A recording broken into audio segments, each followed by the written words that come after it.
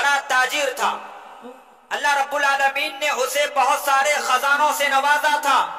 حدیث میں آتا ہے کہ اس کے خزانوں کی کنجیاں اتنی بھاری بھرکم تھی کہ ایک طاقتور جماعت بھی بڑی مشکل سے اس کے خزانوں کی کنجیوں کو اٹھایا کرتی تھی، چابیوں کو اٹھایا کرتی تھی۔ لوگوں نے اس سے پوچھا، اے قارون بتاؤ اتنے خزانے تمہیں کہاں سے ملے؟ تو اس نے کہا انما اوتیتہ علی علم عندی، تکبر کا وہ شکار ہوا۔ عزیزان ملت، آج ہم کتنی بھی ترقی کر لیں، علم کے اعتبار سے، کاروبار کے اعتبار سے، تجارت کے اعتبار سے، منصب کے اعتبار سے، عہدے کے اعتبار سے، اس پر اللہ رب العالمین کا شکر بجا لانا چاہیے۔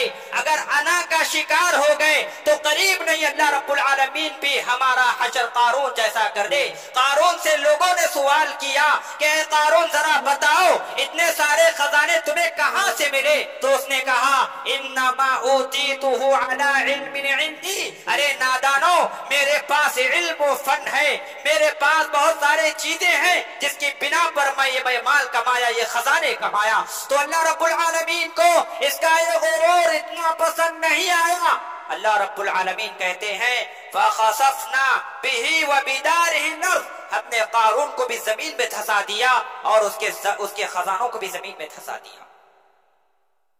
تکبر کی وجہ سے، نافرمانی کی وجہ سے، سرکشی کی وجہ سے، ہر درمی کی وجہ سے، انا کی وجہ سے، غرور کی وجہ سے، کبر کی وجہ سے اللہ رب العالمین نے قارون کو زمین میں دھسا دیا۔ نبی صلی اللہ علیہ وسلم نے فرمایا ایک شخص تھا جو بہترین کپڑے زیب تن کیا، بالوں میں کراف کیا، کنگھی کی، اور زمین پر پیر مارتے ہوئے اکڑتے چل رہا تھا۔ تو اللہ رب العالمین کو اس کا یہ غرور پسند نہیں آیا۔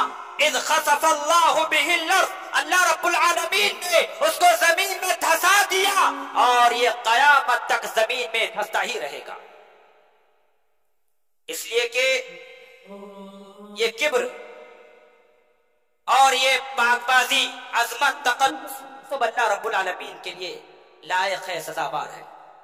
جو کوئی اس ردا کو کھینچنے کی کوشش کرے گا تو اللہ رب العالمین ایسے شخص کو عذاب میں مبتلا